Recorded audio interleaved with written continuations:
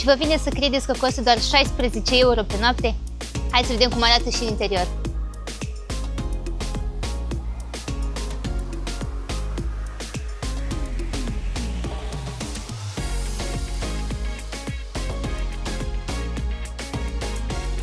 Iar de aici ne descălțăm și mergem pe jos prin apă, încă am dureri musculare.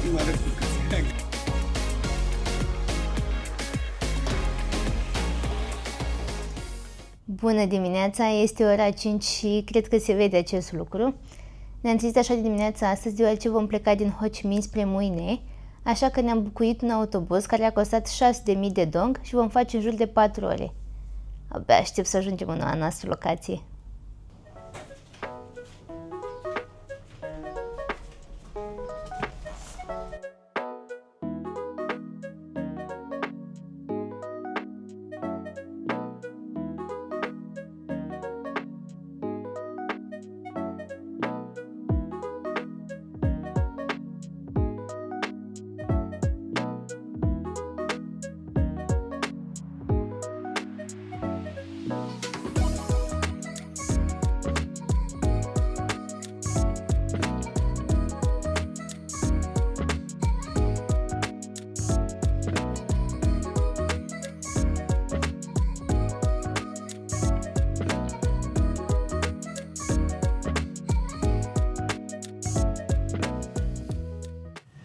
Nu mi se pare anormal ca oamenii să facă sport așa de dimineață, totuși că sunt destul de mulți oameni.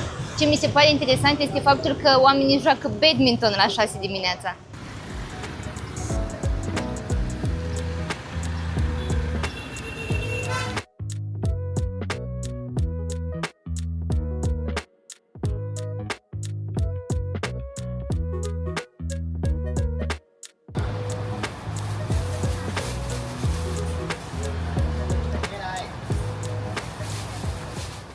Am schimbat microbuzul cu care am plecat într-un autobuz mult mai mare, care arată cam așa.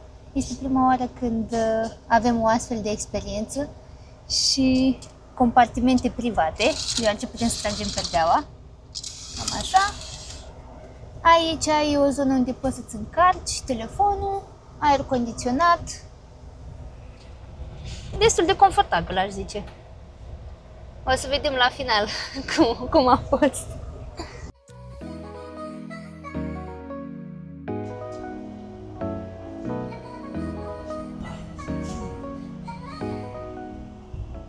Pe coridor este puțin cam strâmt, dar aici nu pot să zic că stau foarte rău. Chiar destul de confortabil. O să mă odihnesc în următoarele 4 ore.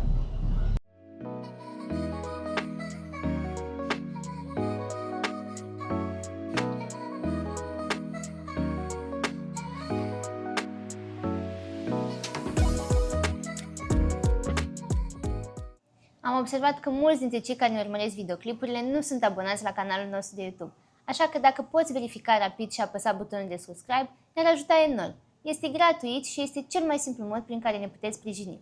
Vă mulțumim că faceți parte din povestea noastră. Am coborât din autobuz, 4 ore au trecut rapid deoarece am reușit să adormim, iar acum ne îndreptăm spre cazare.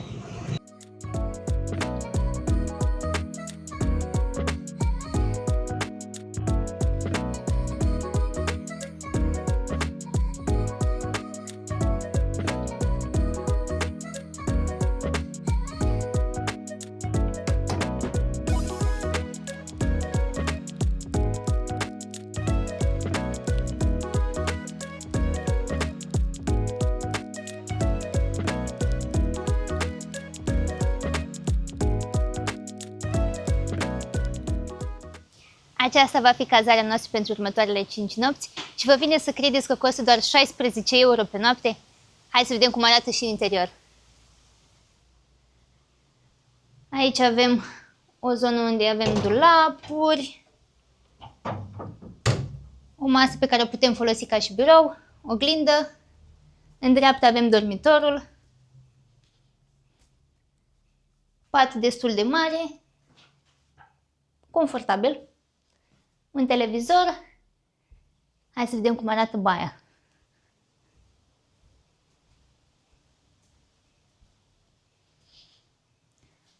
La baie avem un duș doar așa, toaleta. Contează că este curat. Dar ce mă interesează pe mine cel mai mult este balconul. Așa că hai să vedem cum este sus.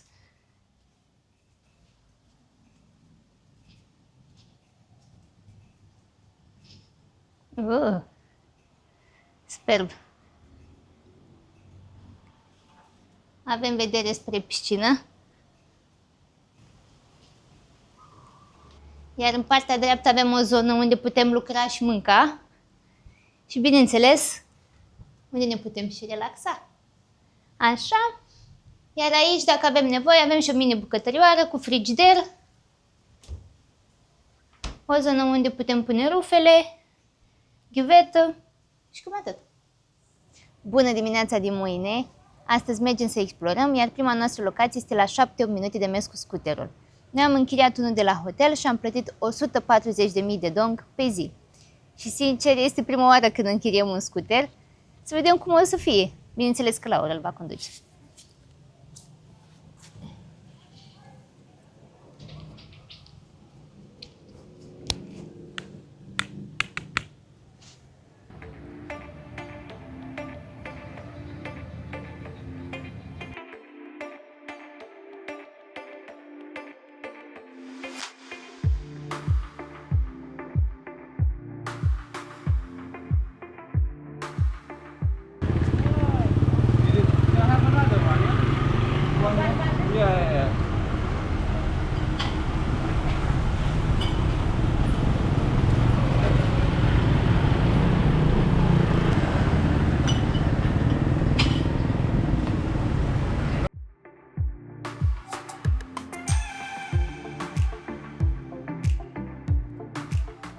Am ajuns. Domnul șofer Laurențiu a condus extraordinar. Nici nu făceam griji, sincer. Iar prima noastră locație este Fairy Stream, un părâu care s-a format printre nisip și roci argiloase. Nu se plătește intrarea, am plătit doar parcarea, care a costat 10.000 de dong. Sunt și magazine, cu tot felul de suveniruri, șepci, ochelari, chiar și fructe.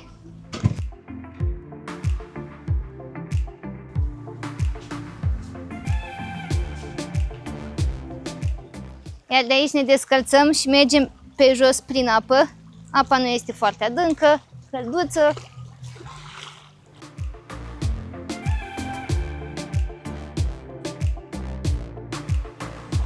Laur este foarte inventiv.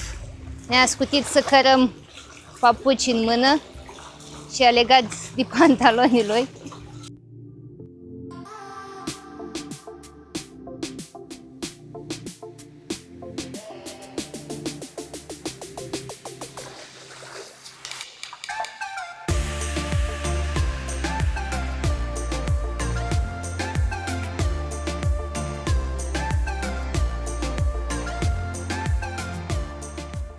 Oamenii vizitează acest loc deoarece oferă o experiență unică. Mergi prin apă, printre dune de nisip și stânci roșii. Trebuie să ai grijă deoarece în unele zone se lasă nisipul și sunt foarte multe stânci care te pot răni.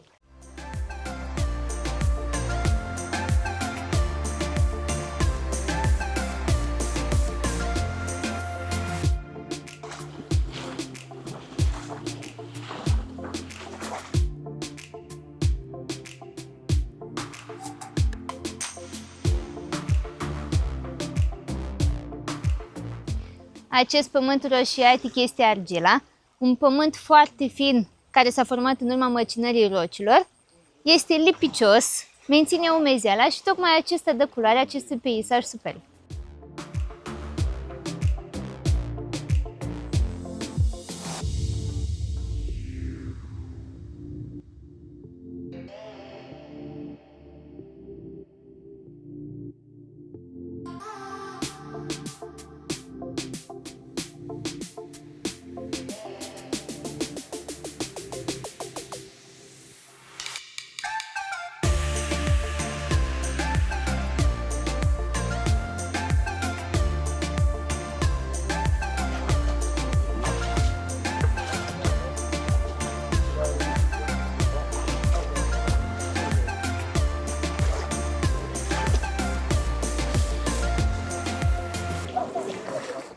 de ce se numește Fairy Stream, am citit pe internet că o legendă spune că într-o zi, o zână, o fairy, ar fi venit să facă baie în acest pârâu, iar de atunci localnicii l-au denumit așa.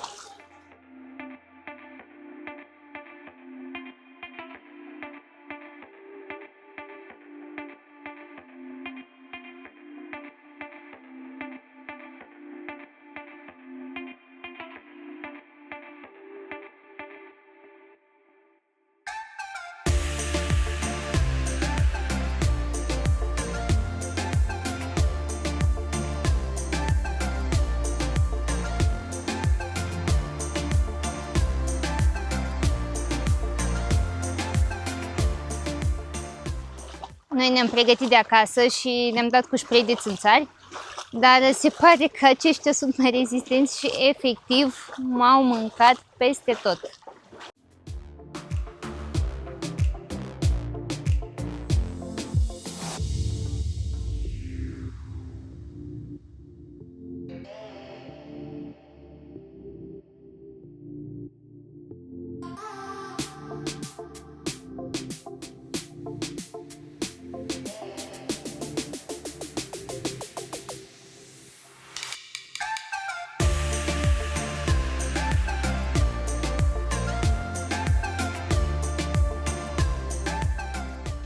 Am ajuns la capăt.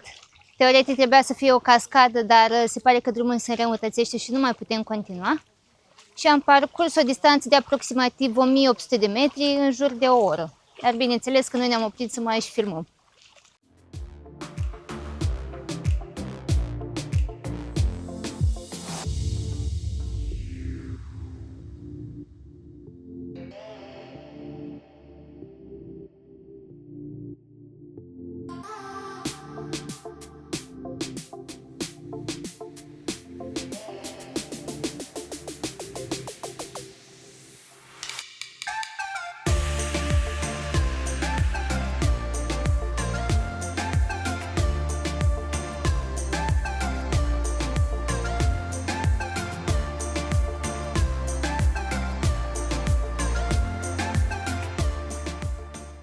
Iar acum plecăm spre Dunele Albe. În zonă sunt două locuri unde putem vedea dunele, unele albe și altele roșii.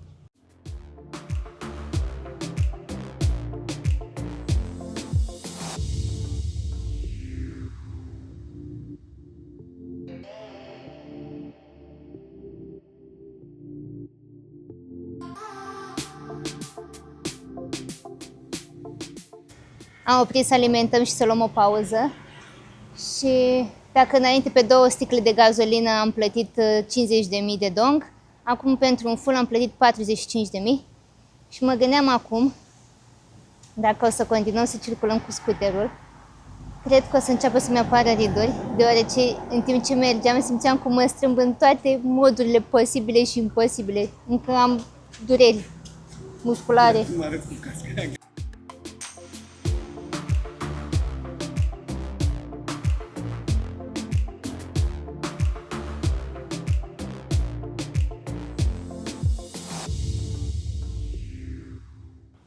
După 50 de minute am ajuns în sfârșit și am plătit 10.000 de dong parcarea și alți 30.000 de dong intrarea pentru amândoi. Ca să ajungi aici ai două variante. Una este un tur în care sunt incluse mai multe locații pentru o zi sau varianta noastră să-ți închiriezi un scuter și să vii singur aici. Aici la fel poți să mergi singur până la Dune sau să-ți închiriezi un ATV sau aceste jeepuri colorate.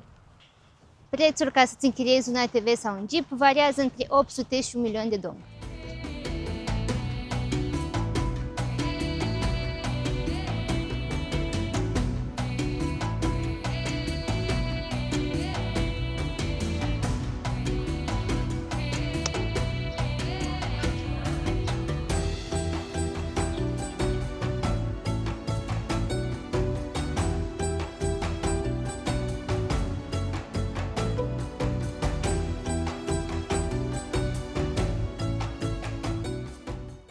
Este fascinant contrastul acesta dintre deșert și apă. Nisipul a fost adus aici de vânt și acumulat de-a lungul timpului, formându-se dunele de nisip, iar lacul s-a format din acumularea apei de ploaie și apele subterane.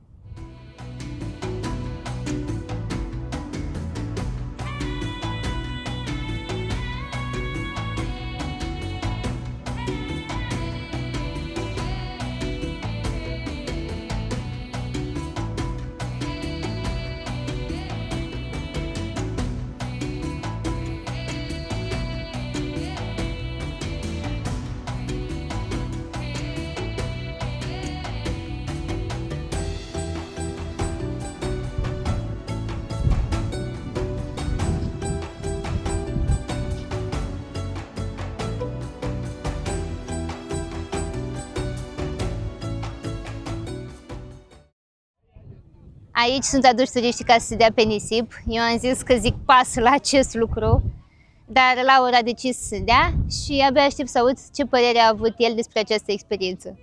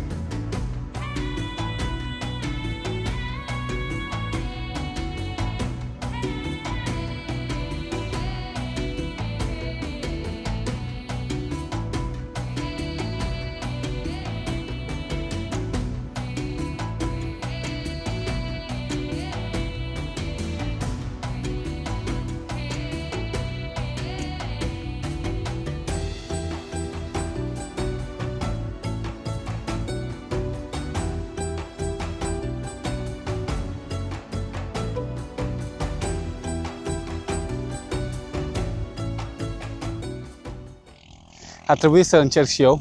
Din păcate m-am răsturnat de 2 ori, odată cu camera și odată fără nimic. Prima jumătate a Dunei a fost ok, după m-am întors cu spatele și m-am rostogolit. Sunt plin de nisip, după cum vedeți. Și cam atât, dar a fost mișto. La intrare, când am ajuns, ni s-a sugerat totuși să închiriem un ATV sau un Jeep, deoarece este o distanță destul de lungă de parcurs. Noi am citit pe internet că poți să mergi, dar pentru o secundă am avut mici dubii și am avut dreptate, deoarece până la Dune am făcut în jur de 10-15 minute de mers pe jos. Din cauza vântului puternic am reușit să stricăm și drona, dar sperăm ca Laur să o salveze. Am terminat și mergem să vedem dacă prindem apusul la Dunele Roșii.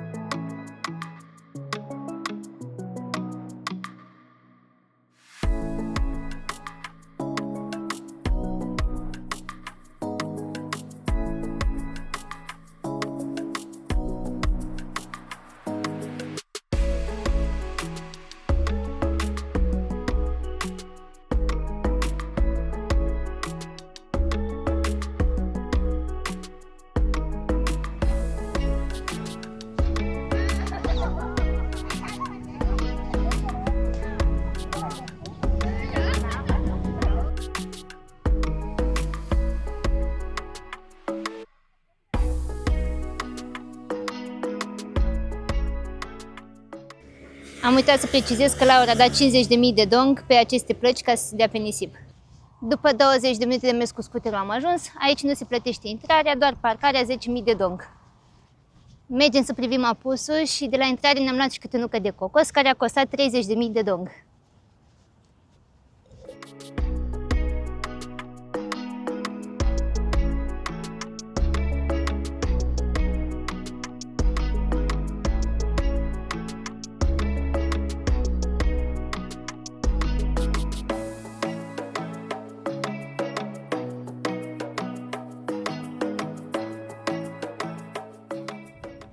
Zona Dunelor Roșii nu este atât de vastă ca cea a Dunelor Albe, iar culoarea roșiatică se datorează oxidării mineralelor din sol. Forma dunelor este modificată de vânt, iar peisajul poate varia de la o zi la alta.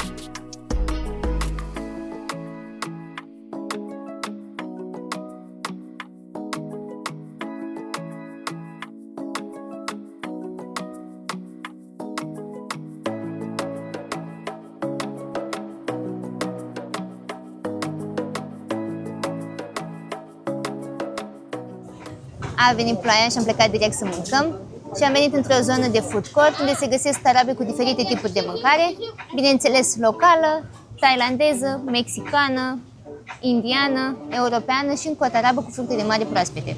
Și până vine mâncarea, ne delectăm cu o bere locală, rece, care intră perfect după ziua de astăzi. Zona este cunoscută pentru pește și fructe de mare, așa că mi-am comandat un homar pe grătar și, sincer, am mari pretenții de la el.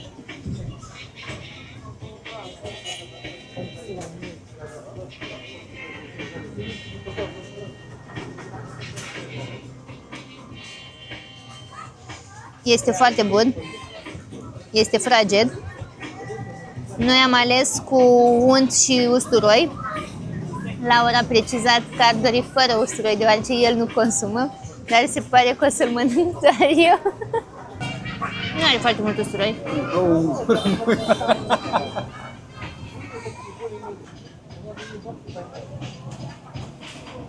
Iar eu m-am comandat un ton pe grătar, să vedem ce gustare. Arată foarte bine.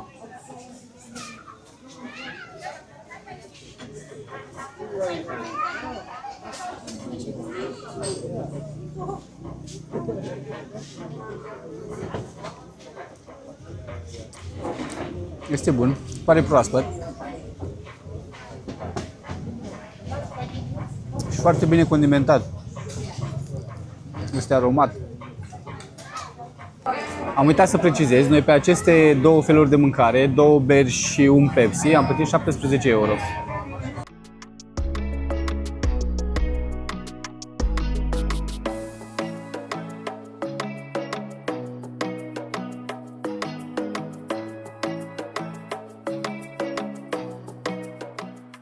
Terminăm ziua de astăzi aici, dar nu și vlogul, deoarece mâine ne vedem în satul de pescari.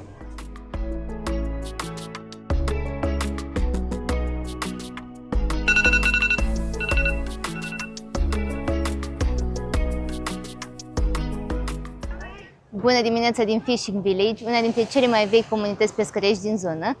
Și am venit atât de dimineață, deoarece acum este momentul principal, când pescarii se întorc din larg, iar peștele se vinde direct.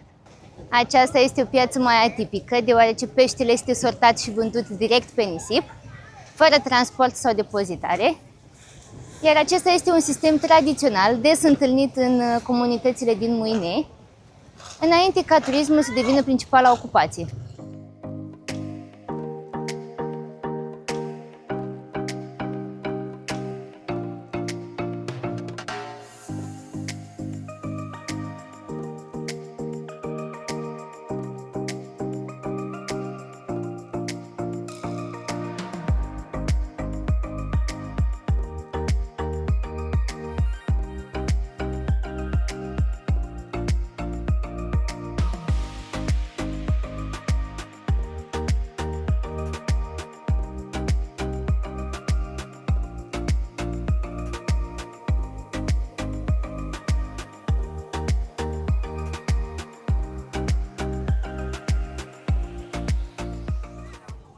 Au o gamă foarte variată, pești, melci, homar, crab și tot felul de fructe de mare.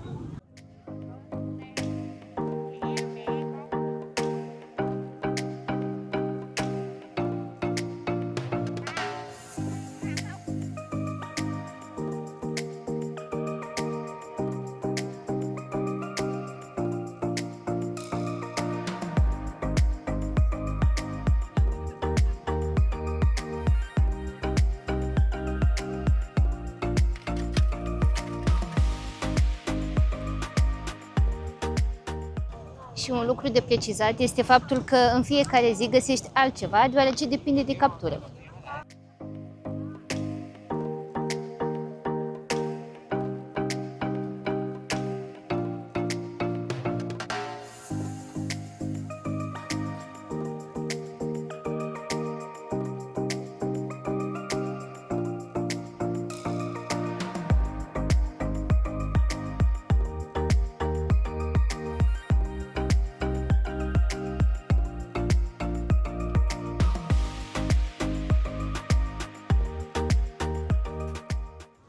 Aici este și o zonă unde ți le pot pregăti pe loc, dar cred că este puțin cam devreme pentru fructe de mare.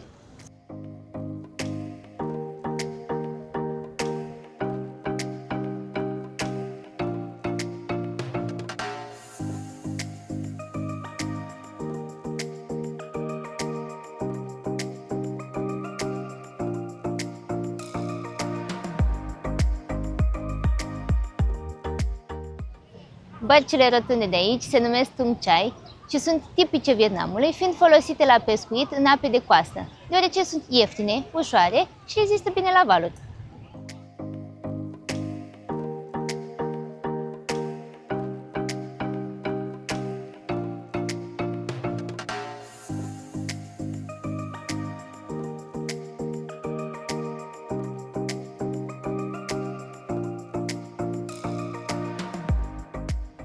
Gata cu agitația, de aici pornim spre o plajă.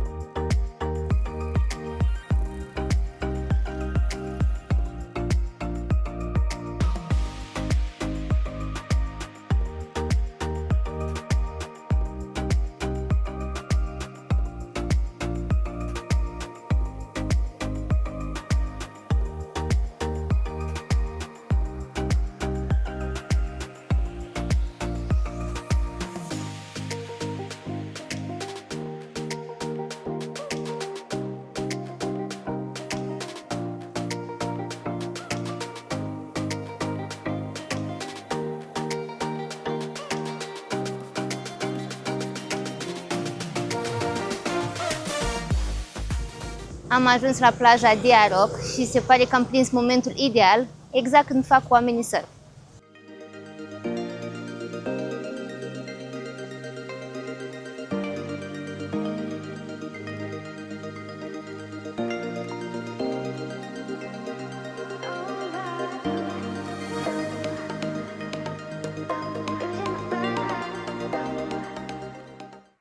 Este foarte frumoasă plaja, curată. Oamenii vin aici să facă surf sau doar să noate și să relaxeze.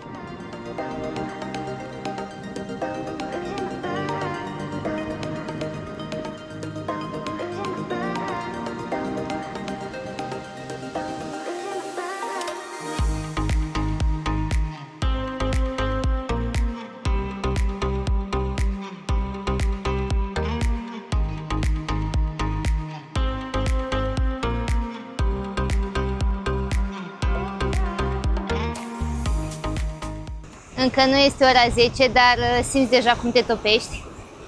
Apa este caldă și plăcută. Foarte frumos.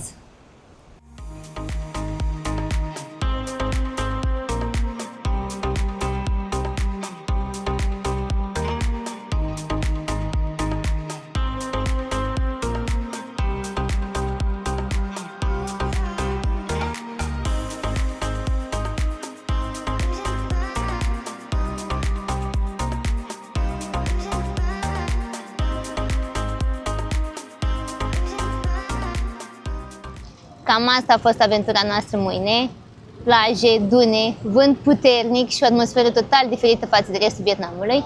Noi sperăm că v-a plăcut vlogul de astăzi și ne vedem pe data viitoare.